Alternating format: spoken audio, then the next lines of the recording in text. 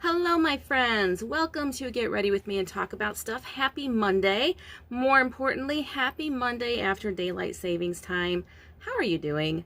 Daylight Savings Time is rough. It's only an hour's difference, but it feels like a whole lot more than that, doesn't it? It is rough. Oh, by the way, my name is Stephanie. Welcome to my show. If it's your first time here, I'm so happy you stopped by, and I hope you enjoy your stay. If you've been here a while, I'm glad to see you back. If you've not subscribed yet, please hit that button and subscribe to the channel.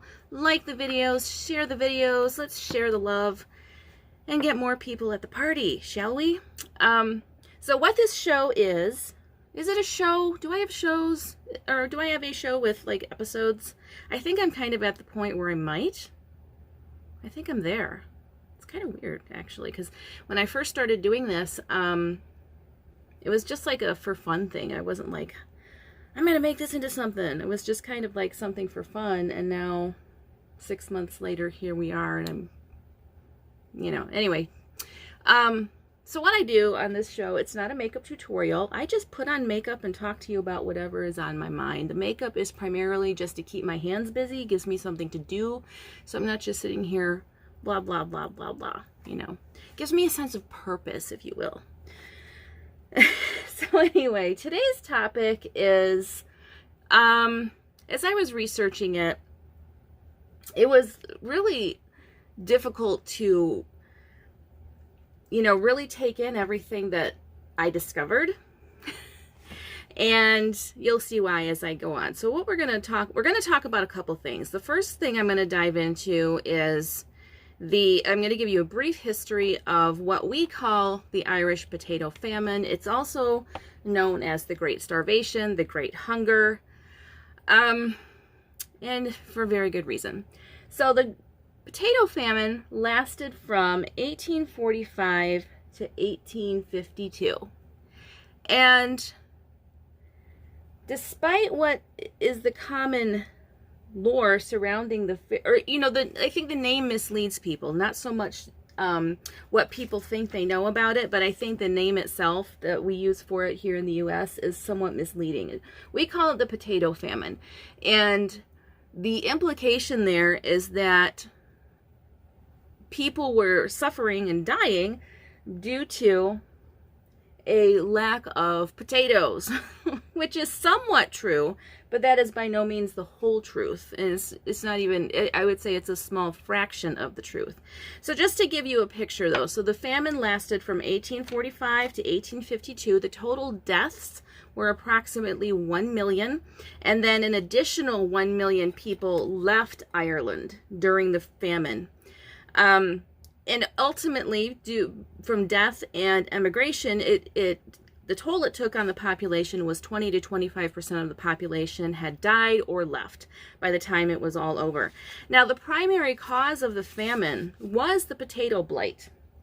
That is what got the ball rolling, if you will. And there are accounts of the early onset of the potato blight.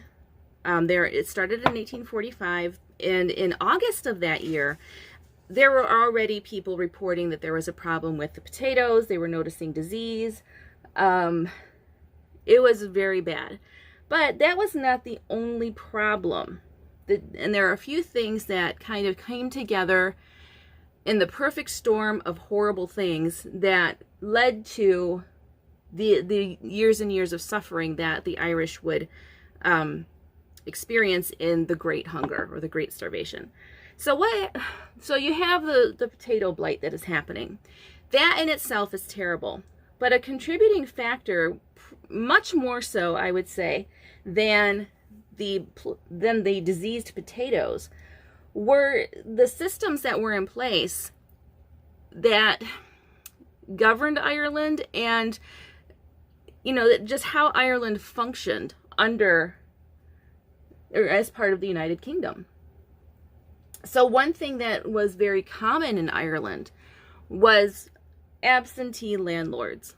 And what this meant was there were wealthy people who were buying up large plots of good land And most of these landlords lived in England. And what they would do is they would rent plots of that land to essentially, a lot of Ireland's population was in poverty. And so the landowners were able to rent to these impoverished tenants and tell them, you can stay on this land and work the land, grow crops, raise livestock, and send that to me, and, or, you know, export it rather, not send it like directly to them, like deliver like crops and livestock at their doorstep. That's not what they want. And in turn, you'll have a place to live, and I will, you know, charge you rent accordingly. Now, the problem was, as the good land was being bought up and used for raising of cattle, they were using pastures for grazing, and all the good land was going to these English landowners. That left very poor quality land for the poor people, the Irish, who were actually tending to the land and raising these crops and raising the livestock and so forth. And one thing they found that could grow on the land was potatoes. Now, it didn't start off as a popular crop at all. It started off as like kind of like a kitchen garden type thing, like just an addition to your diet. It was not the main diet. But over time, as more and more land was bought up and there was, you know, less and less available for the impoverished population of Ireland, which was about 80% of the population was living in poverty, potatoes became a big part of the diet for these impoverished people. So this was a problem, obviously. Now, what ended up happening?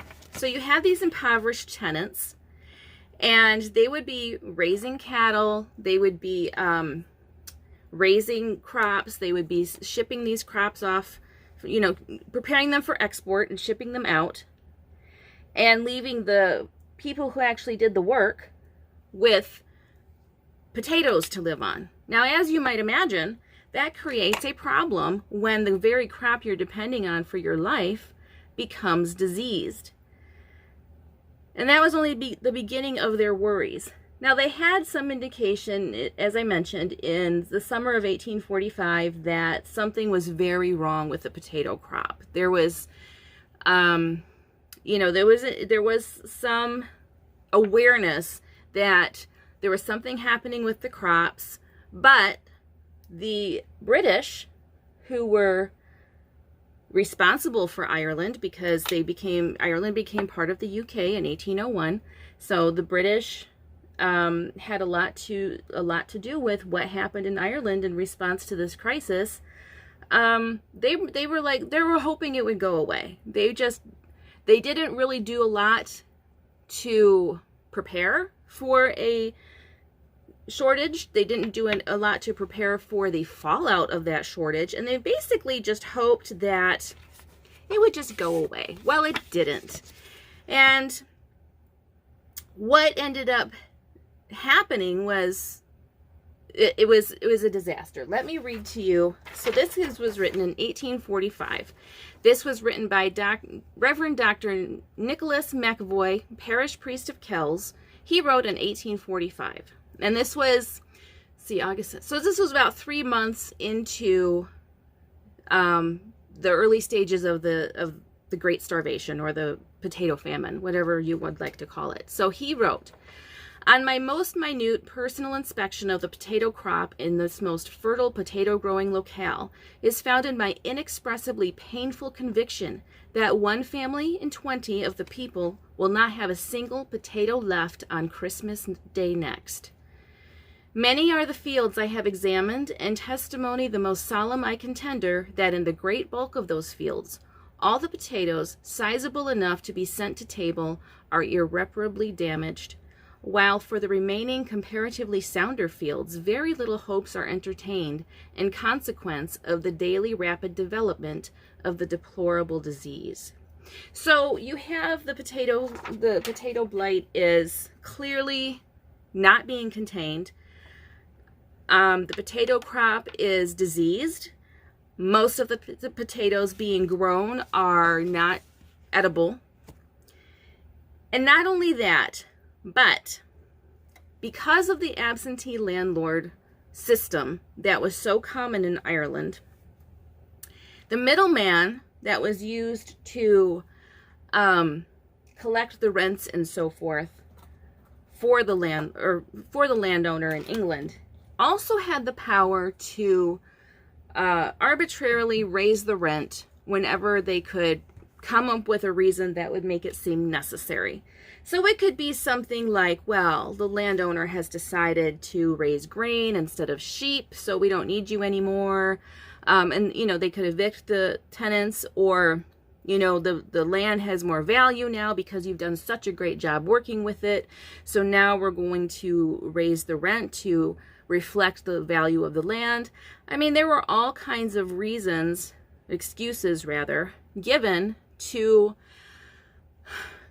basically get more money for the landowner, and it didn't matter how it affected the tenant, because the reality was, if one poor family couldn't afford to live there, they would just find another slightly less poor family who would. There was no big interest in making sure that tenants stayed for a long period of time, because there were so many impoverished families that finding somebody to replace the tenants that you arbitrarily evicted really would be no problem. And because the people representing Ireland in Parliament were 80% of them were also landlords, there weren't a lot of people speaking up on behalf of the tenants and saying, hey, these people need to have some stability. They need to know that when they are renting somewhere that, you know, it's not going to be taken out from under them. There was really nobody representing the interests of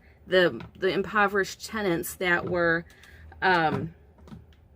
making sure that the land was good and that crops were stable and, you know, cattle were fed and so forth. There was nobody looking out for the people who were actually doing the work. So what ended up happening was, as the potato famine, as the potato blight spread, and as it became more and more clear that this was not going away anytime soon, people were not able to pay their rent. They were starving. They were not able to feed their families. And it just became a vicious cycle of people need to be able to eat. There's nothing to eat. People can't work. People aren't being paid. They can't pay their rent, so on and so forth. You're not going to get paid for crops you're not producing, right? So it ended up being, hold on, I lost something. There it is. It ended up, there's just this vicious, horrible cycle of unfortunate things that primarily affected the poorer people that were actually working this land. The wealthy landowners were going to be fine, regardless of what happened. They were going to be okay. They were wealthy. They were protected by their wealth. They were protected by distance from the problem. A lot of the things that the people of Ireland were experiencing, the people who, you know, had a vested interest in the health and well-being of the Irish people, because it was the Irish people who were tending the land and raising the cattle and preparing things for export. They really seemed, it seemed from what I read, that they just had such a detachment from the wealth, or from the health and well-being of these people. They just, as long as they were getting their money somehow, and as long as their wealth was not impacted too much, they didn't seem to care. And, you know, as I read about this, I was shocked. Now, let me read a little bit more from the parish priest. And keep in mind, this is in 1845. This is in the very beginning of the famine, okay? With starvation at our doors, grimly staring us, vessels laden with our sole hopes of existence, our provisions, are hourly wafted from our every port. From one milling establishment, I have last night seen not less than 50 dray loads of meal moved on to Drogheda, thence to go feed the foreigner, leaving starvation and death the sure and certain fate of the toil and sweat that raised this food. For their respective inhabitants, England, Holland, Scotland, Germany, are taking early the necessary precautions, getting provisions from every possible part of the globe. And I ask, are Irishmen alone unworthy the sympathies of a paternal gentry or a paternal government? And it would seem that the answer to that was yes, the Irish are unworthy. There were, as time went on, there would be relief that would come in from other countries. Other countries would be sending grain and so forth in an effort to, help alleviate some of the suffering. But this just blew my mind when I read it. A lot of that was actually used to feed cattle. It was not used to feed the human beings. It was used to feed cattle. And again, this was not the choice of the Irish people. There were people who were in charge that had a vested interest in the success of their land. And that meant that they were going to look out for their interests before taking care of the people who actually do the work to make sure the land can produce. So what ended up happening? This was a common solution, I think, that was offered back in those days. There were poorhouses that were opened. And I've spoken in other videos about the poorhouses. Poorhouses are terrible places. These are not good options, but they were what the government was willing to do for the people. It was seen as, if you do need to eat and you do need shelter, but you're not going to get it for free. You can come work at this poorhouse and we will feed you. We will take care of you, but you're going to have to pull your weight. But the problem with that solution was this. The poorhouses were funded by taxes levied against the landowners, the local landowners. I didn't really understand. I don't know if they meant the wealthy landowners in England or only the people in Ireland who owned land. That wasn't clear to me. But regardless, the outcome is the same. If people can't afford to pay their rent, then how are landowners going to afford to pay these taxes? So that was not a good solution by any means. What ended up unfolding over the years was a clear indifference to the fate of the Irish people. People were dying not because there was a lack of food. So calling it a famine is not entirely accurate because there was plenty of food to be had. What is more accurate is to call it a starvation, because it wasn't that there wasn't enough food. There was plenty. The problem was a lot of that food had been raised or cultivated for export. And the people who owned these lands, these absentee landowners, most of whom lived in England, they were unwilling to part with the money that would come from these foods or from the sale of these exports and feed the people who actually raised the food. I mean, I cannot imagine having such a callous indifference to the life and well-being of people, particularly the people who made your success possible. And I guess that is a reflection of capitalism, even in 2021. I mean, there are a lot of people out there who don't take care of employees. They don't take care of the people who make their success possible. And as we saw during the pandemic, or as we're still seeing, but when the pandemic was at its worst, at its most dangerous, we saw that there were companies out there who were more than willing to endanger their employees so long as it meant that their bottom line was not affected. And You know, unfortunately, in a capitalist system, that's that's what we're going to have. We're going to have people who are sitting at the top of the food chain deciding that what happens to the people at the bottom of the food chain doesn't really affect them, so they're not going to do much to make sure those people are safe and looked after. And that was certainly the case during the during the Great Starvation. So the Irish people were starving. They were being evicted from their homes because they couldn't pay their rent. They were dying from disease. I mean, the number of people who died from actual starvation, from the actual potato blight, because the potatoes they depended on for sustenance were too diseased to eat, that is part of it. But a lot of Irish people also died because they were so malnourished that they couldn't fight disease. They had nothing to protect them from being ravaged by another, a disease, contract a cold, it becomes pneumonia or something. What are you going to do? If your body is weak from malnourishment and you get sick, good luck to you. If you don't have the means to take care of yourself and rest and stay healthy, a disease can take you out pretty easily. And that was a lot of what happened during the Great Starvation. So people were starving to death. People were dying of disease. They were begging for mercy from their government. They were begging for mercy from their landlords because they had families. They didn't want to be put out of their home. I mean, they needed somewhere to go. Nope. There was no mercy shown to them by their landlords, by their government. I was just really, as I researched this, I was just struck by the indifference to these people. I couldn't believe that.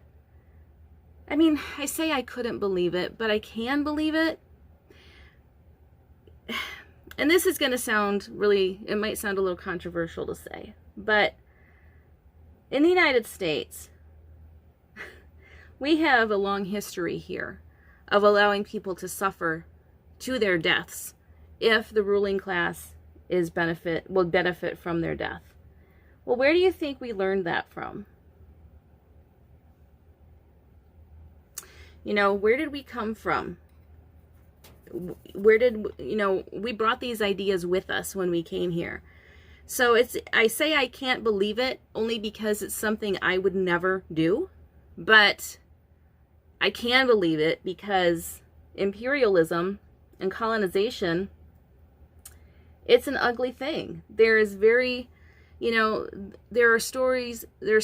after story after story of how imperialists and colonizers allowed people to suffer and die so that they could expand their own reach. They could enrich themselves. They could become more powerful. So it's not unbelievable in that sense, but I'm still always shocked every time I read that, yes, these things actually did happen. So there were people around the world, though, who even in, the 1840s, late 1840s, early 1850s, they were hearing about what was happening. And they wanted to help. So as I mentioned earlier, so there were people who were sending provisions to Ireland. Unfortunately, a lot of those provisions did not go. They were not used as intended.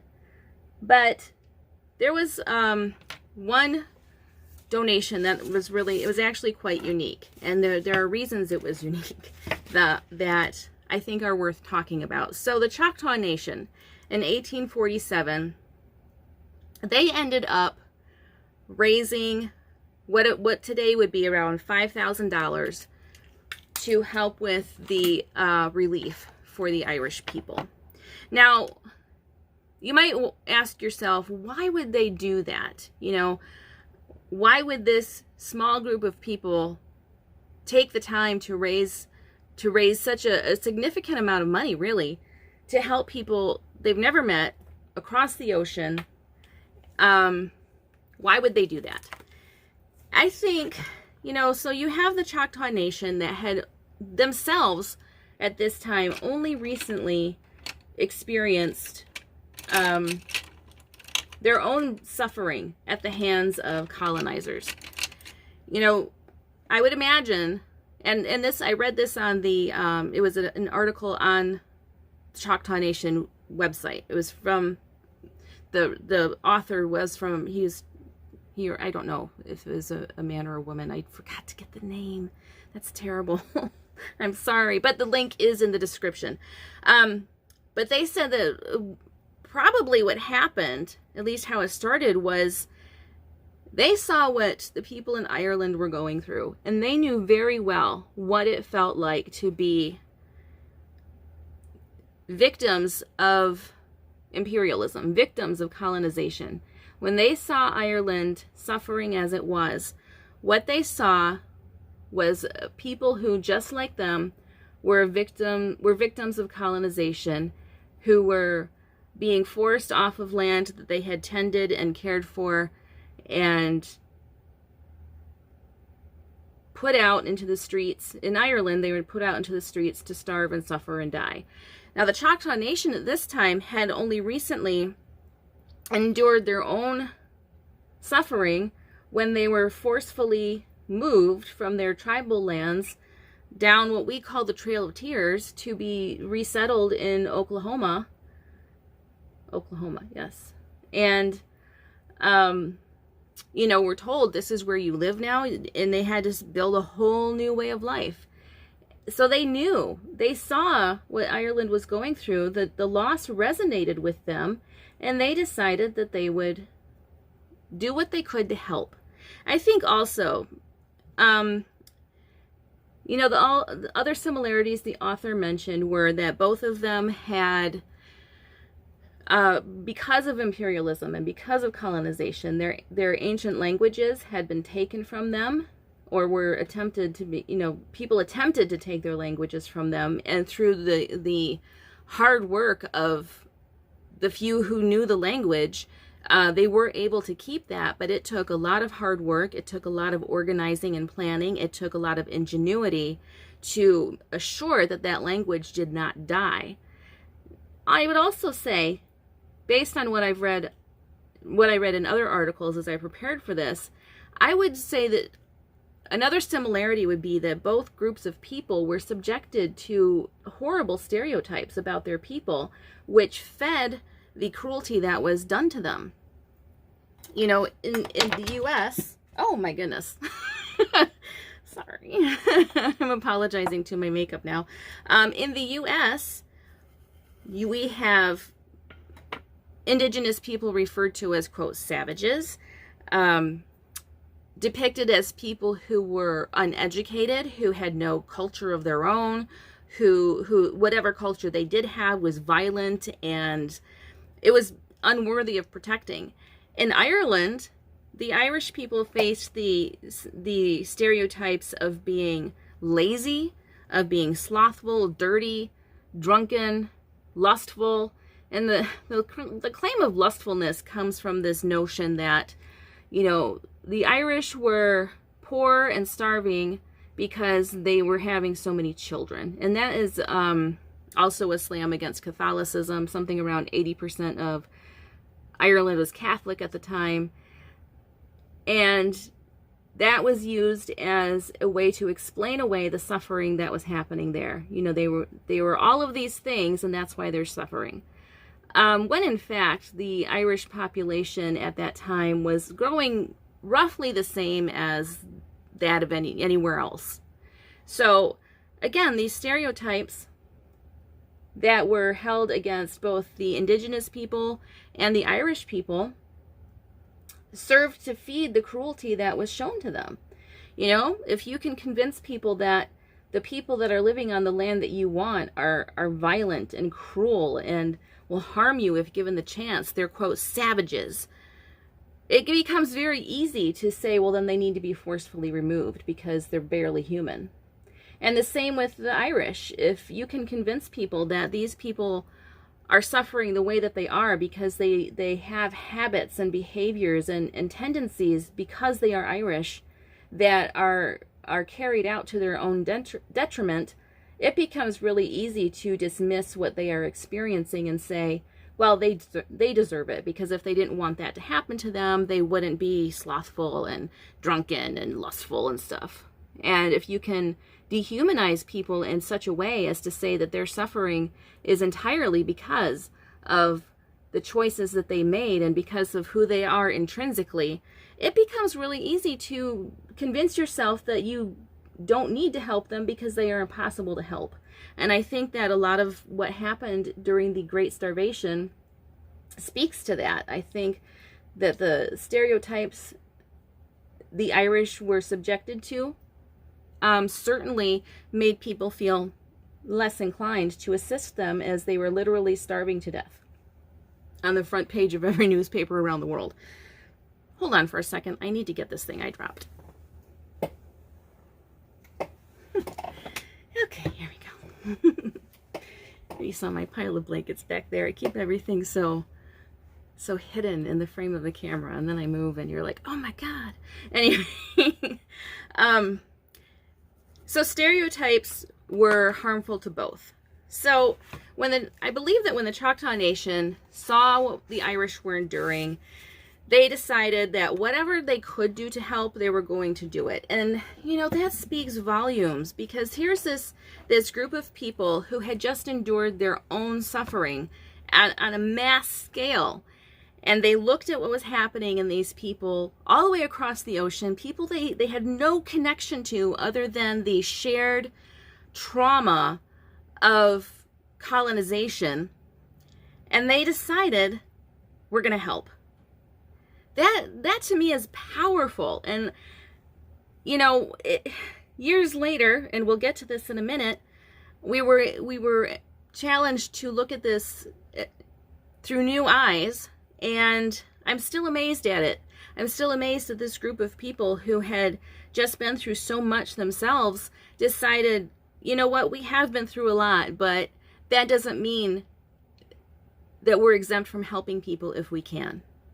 So in 1847, the Choctaw Nation collected what in today's money would be around $5,000, and they sent it to Middletown, to a town called Middleton. It was in County Clerk, Ireland, which is just south of Dublin. And they were so humble in the way that they did it. It would actually be decades before the people of Middleton realized that it was the Choctaw Nation who sent the largest donations that really helped. It gave them a fighting chance. I don't know how the town of Middleton was impacted by this Great Starvation. I don't know specifically about that town. What I do know is this: very few other people were helping them. Their own government was not helping them, not in any meaningful way. And so, if nothing else, what that donation did, for as far as they could make that money stretch, is it gave them a chance. It gave them a fighting chance to survive this terrible trauma that they were enduring, and to be able to live to see the other side of it.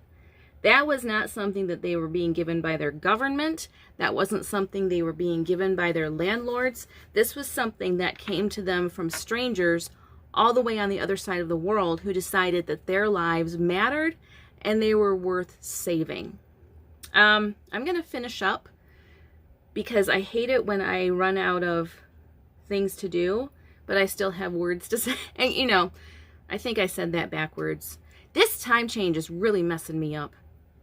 That's the excuse I'm going to stick with. Anyway, so I'm going to finish this up, and then I'll be right back with a few more thoughts, because it gets even better. So hang tight. I'll be right back.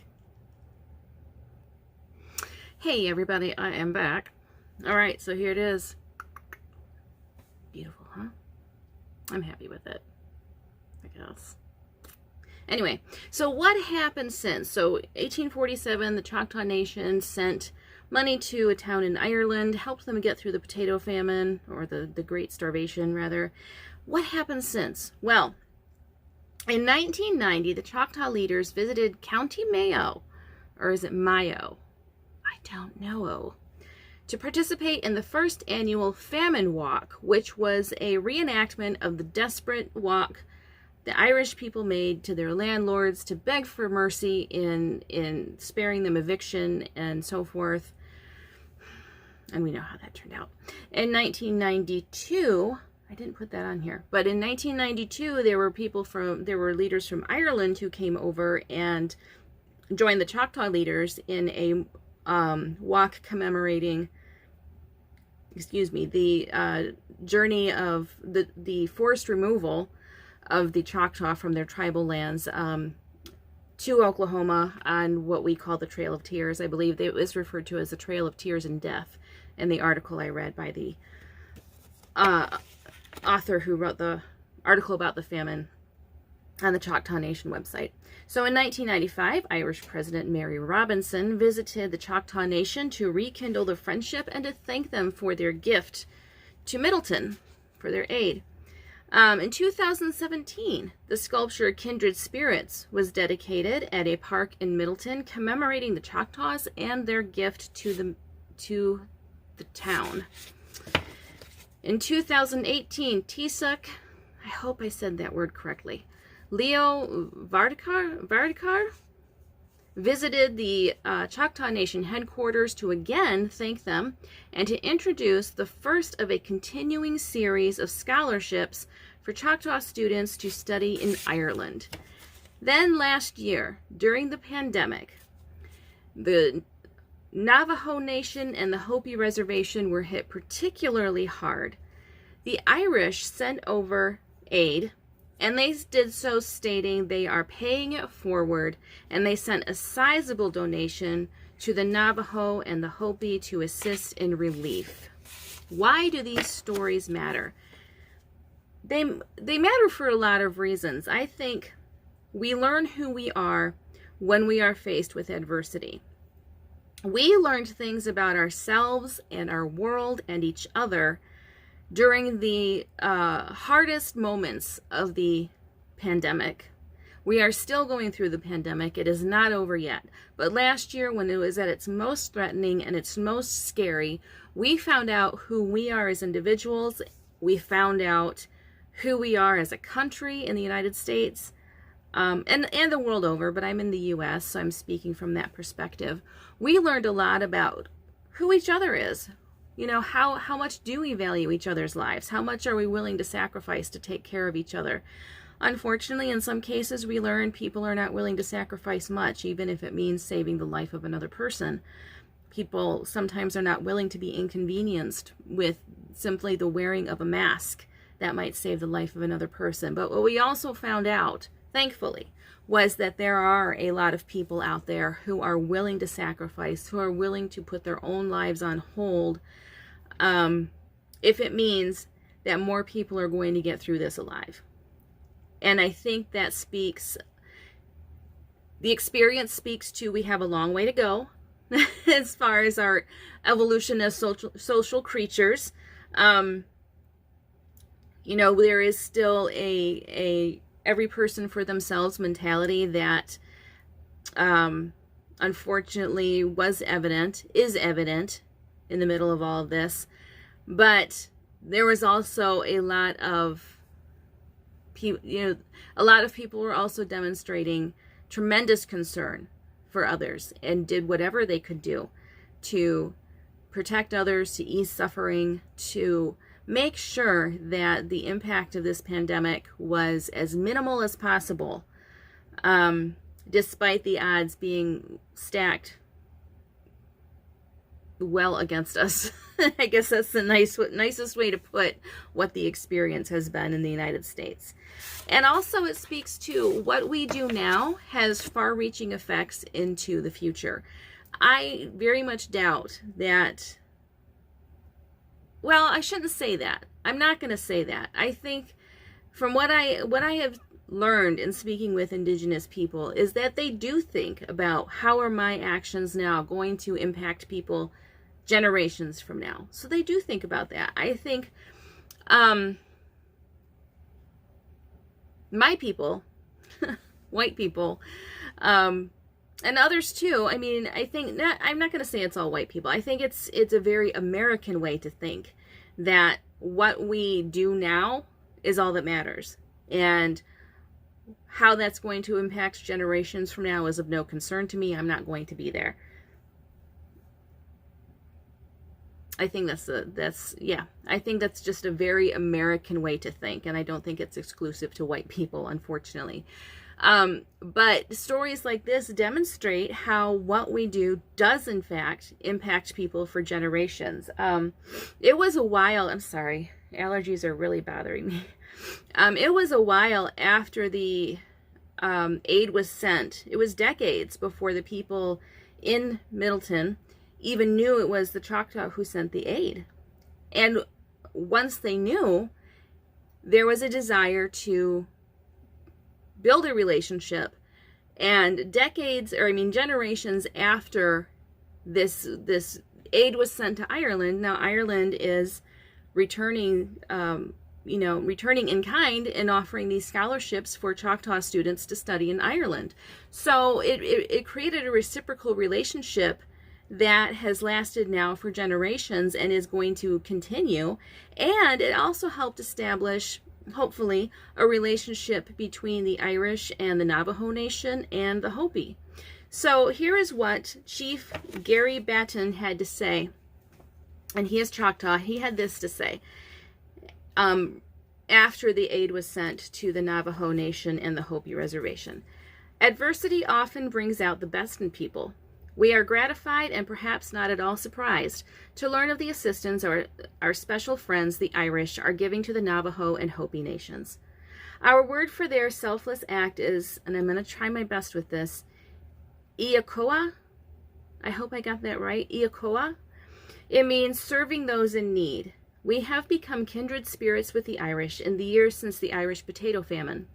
We hope the Irish, Navajo, and Hopi peoples develop lasting friendships as we have. Sharing our cultures makes the world grow smaller. And that is why these stories matter. It's not just a story of the resilience of the Irish people, the resilience of the Choctaw people, the generosity that ended up saving lives.